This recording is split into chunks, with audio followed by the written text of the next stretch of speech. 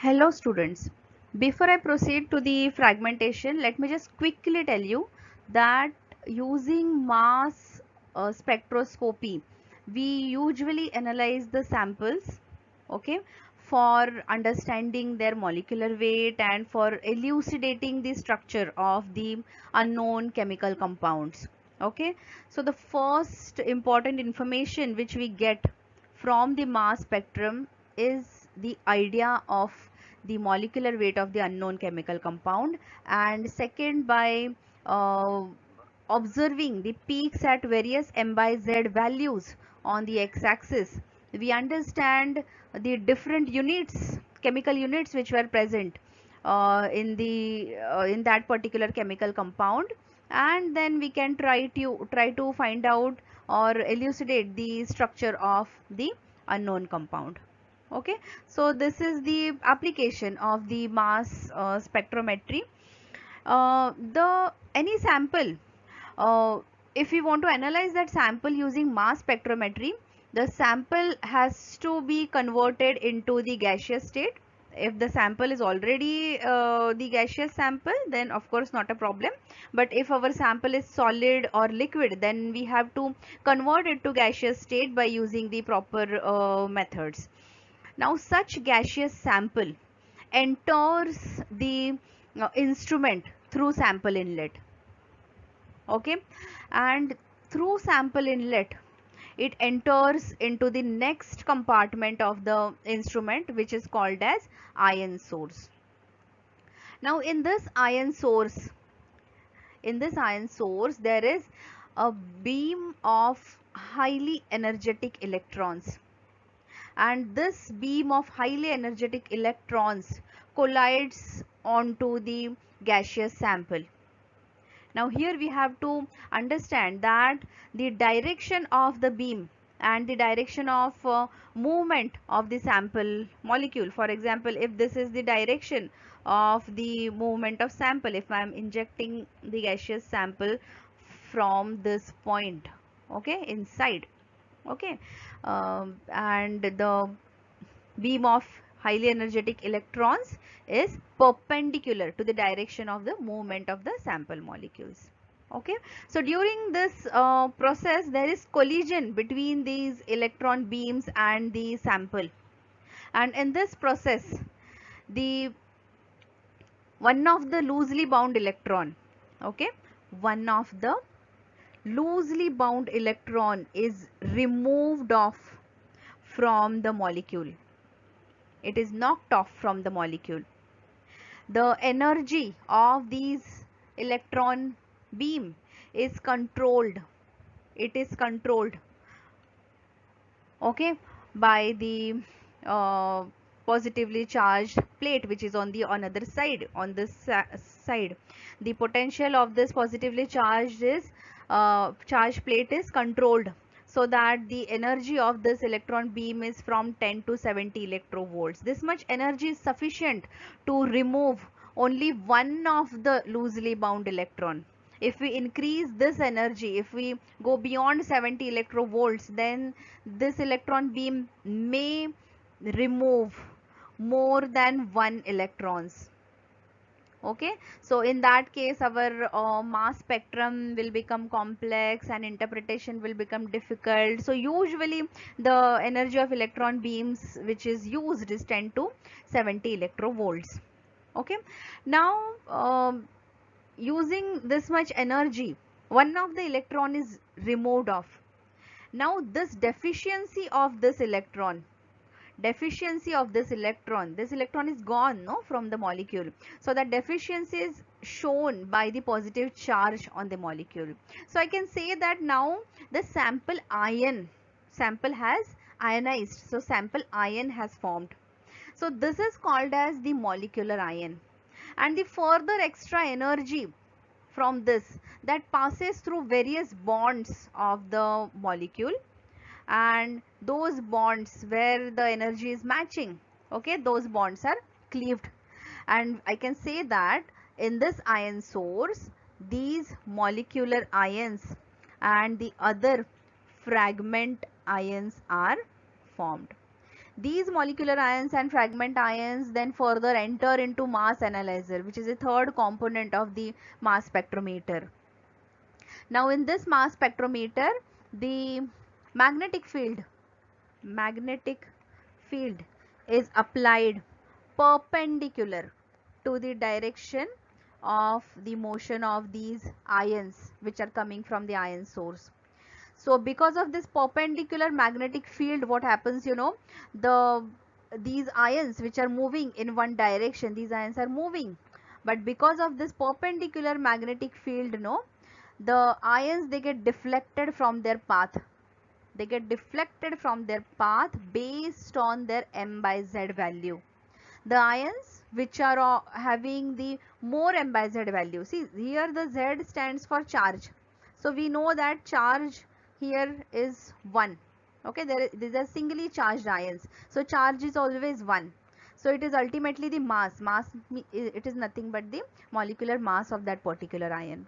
Okay, so the ions having more mass, they do not get deflected easily, but the ions having lesser mass, it gets deflected easily from the path, and thus in mass analyzer these ions are separated based on their m by z value, and ultimately they reach to the detector at one point where they get detected and we get a mass spectrum. This mass spectrum is nothing but a line spectrum, which is m by z on x-axis and percent relative abundance on the y-axis. Okay, so the basic aim of this particular video is to make you understand what is homolytic cleavage and heterolytic cleavage happening during fragmentation which is happening in this ion source. So let us start with one example. Before I move further, just a representation.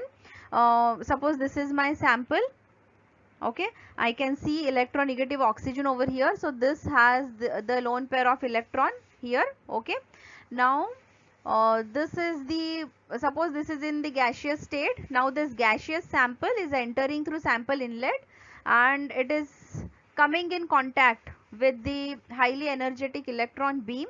So this electron beam is moving in perpendicular direction to the movement of the gaseous sample. Okay, so now this electron beam is colliding with the sample and it is, you can see now this, at this place, the lone pair of electron which was there, that electron is not there now. Okay, that means that electron has gone, it has removed off by these highly energetic electron beam. Okay, and this deficiency of the electron at this place can be shown by this positive charge. So now I can say that this is the molecular ion. This molecular ion is shown by m plus.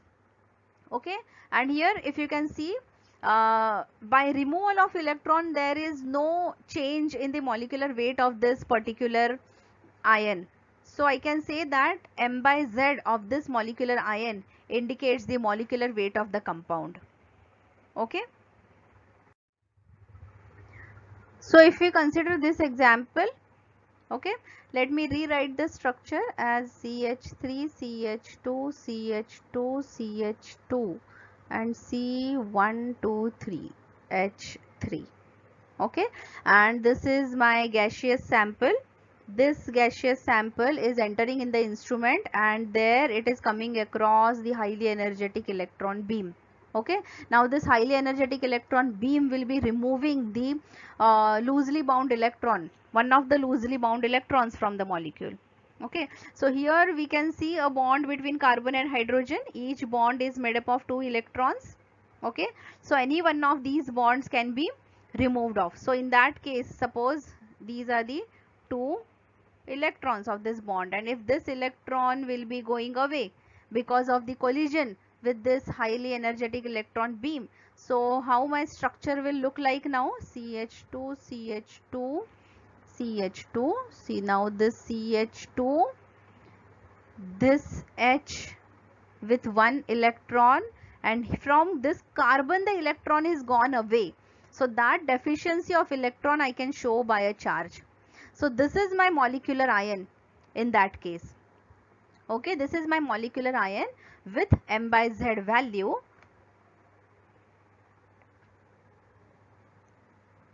71. Okay, so in case of alkane, if you can see, because of the highly energetic electron beam, one hydrogen has gone, means from the molecular weight, one unit is gone. Okay, so that is the pretty closer to the molecular weight of the actual compound. Okay, therefore the presence of molecular ion is important. Okay, molecular ion should be able to reach to the detector. Okay, if we use very harsh technique for ionization, then in through that harsh technique, the molecular ions, all the molecular ions, they get converted into fragments, and not a single molecular ion remains to reach to the detector. So in that case, we don't get idea about the molecular weight. Okay, molecular weight of the compound, we don't understand what is the molecular weight. So this is one option, and the second option is the bond between this carbon and carbon. Okay, bond between this carbon and carbon, that can also be cleaved because of this electron beam. That means one electron from here, one electron from here, any one of these electrons can be removed off. So from, if this electron has gone away, that means charge will come on this carbon. If this electron is going away, then charge will come on this carbon. So we will see that in the next slide. Each bond, each of these bonds, each bond is made up of two electrons. Okay, so one electron is with this carbon, one with this carbon. Now any of these electrons can be removed off. Okay, so because of this electron beam, suppose this electron is gone away, so that means this electron which was with this carbon, that is gone. That means now CH3, CH2, CH2, CH2, this electron is gone, so positive charge has come on this carbon, and now this CH3, is with one electron. Okay, so this is the electron which is there, which is retained, and one electron which was there with this carbon, that is gone. Okay, so we call this as radical. Such radicals and neutral molecules which usually form during the fragmentation, okay, such radicals, neutral molecules, they do not get detected. They are not detected in the mass spectrometer. So they are usually removed off, they're sucked out of the instrument. They're sucked out of the instrument, so they are not detected. Whatever is detected by the detector of mass spectrometer is the ion, only the ions. So in this case, we can say that this is a sort of molecular ion here with m by z value.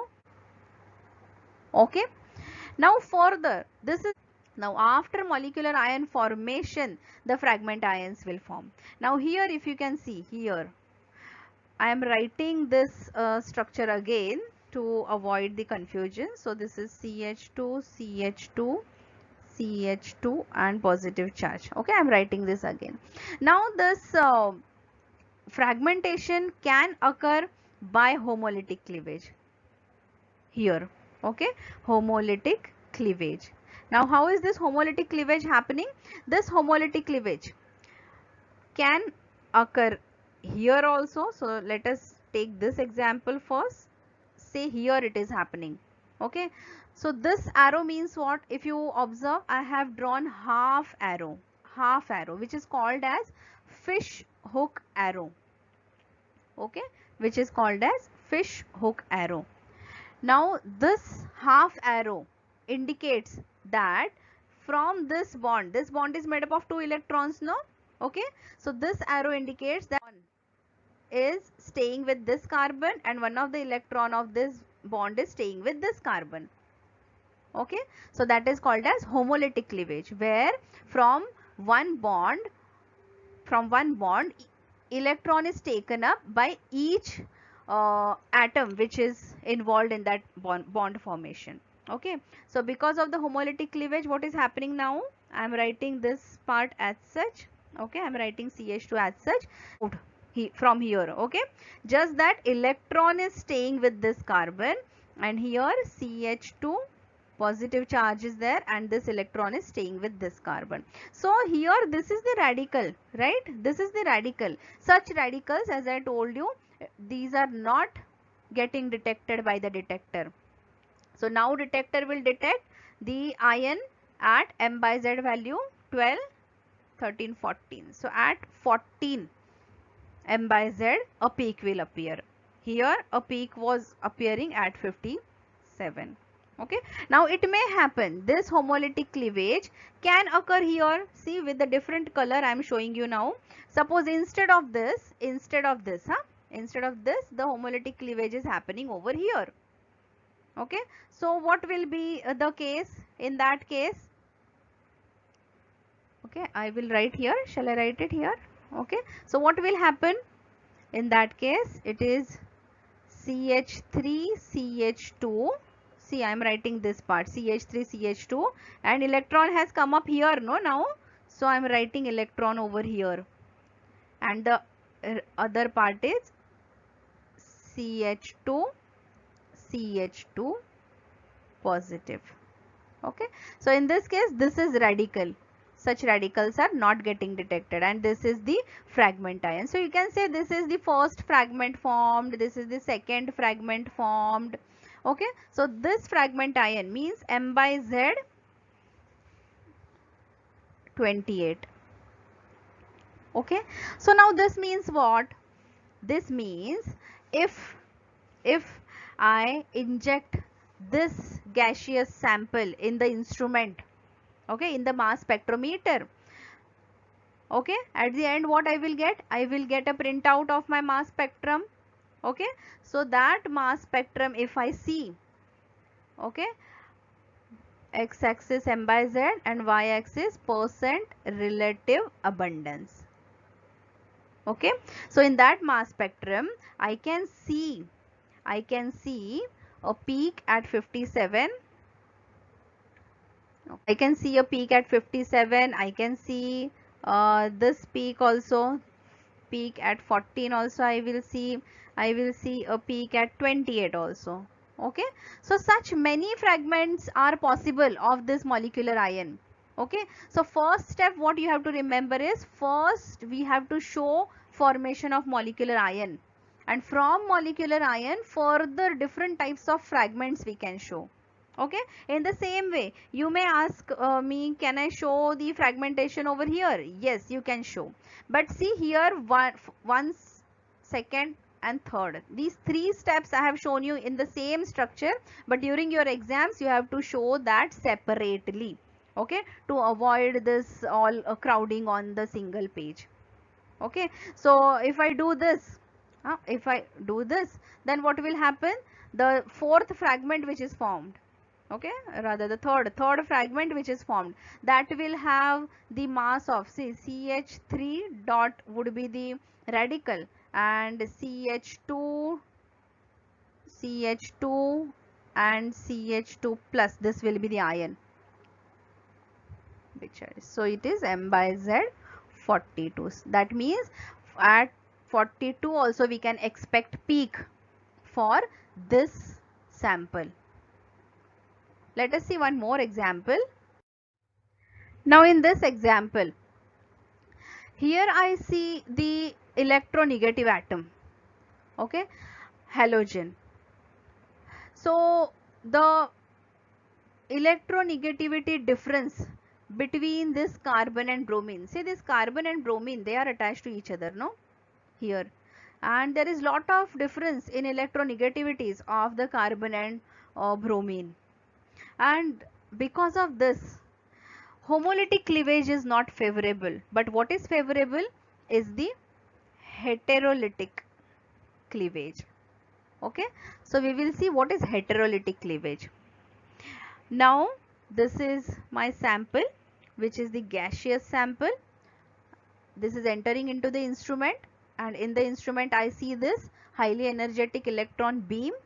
this electron beam will try to remove the electrons from this lone pairs of the bromine. Okay, suppose this electron it is taking away. Okay, then what will happen? How the structure will look like? CH3, CH2, CH2, CH2, Br. So this electron is gone, no? This electron is gone. So its deficiency I will show by positive charge. Other electrons are intact. Okay, so this is the molecular ion which is got with M by Z value 136. 136 if I am taking bromine as 79, but bromine also exists as 81. So you may get peak at M by Z value 138. Okay, so these such peaks are called as isotope peaks. Okay, and they both exist in nature, I think in 1:1 proportion. So the intensity of both the peaks would be same. Okay, they will be of same intensity. So isotope peaks we will discuss later separately. I am not going in that details, but further we will see fragmentation here. Okay, so first step we have done, that is formation of molecular ion. Further fragmentation. Okay, for further fragmentation here at this place the heterolytic cleavage may occur. Okay, so that means if you can observe here, the way I have shown the arrow is different. Now I have shown the full arrow, not the half arrow, unlike our earlier slides. Full arrow means both the electrons from this bond is taken away by the atom to which this arrow is pointing. Okay, so I will write this as CH2, CH2, CH2 and Br. So Br has taken up both the electrons, and now this carbon doesn't have any electron. It had one electron, no, it doesn't have any. So a charge will come up on this. So since this part has the charge, so this charged part, that means this ion will get detected. Say this is our first ion with M by Z, what I should say, now it is coming 57. Okay, M by Z 57, and here those two electrons have gone here, okay, to this bromine. So this will not be detected, this will not be detected by the detector of the mass spectrometer. So wherever there is this difference in electronegativity, see, along with electronegativity differences there are many other factors like presence of low temperature, presence of polar solvents. These are favorable for the heterolytic cleavages. Okay, usually such halogens, ethers and alcohols, you can try also with ether. Simple example, they can cleave heterolytically as well as homolytically. Okay, this is the point which we can remember over here.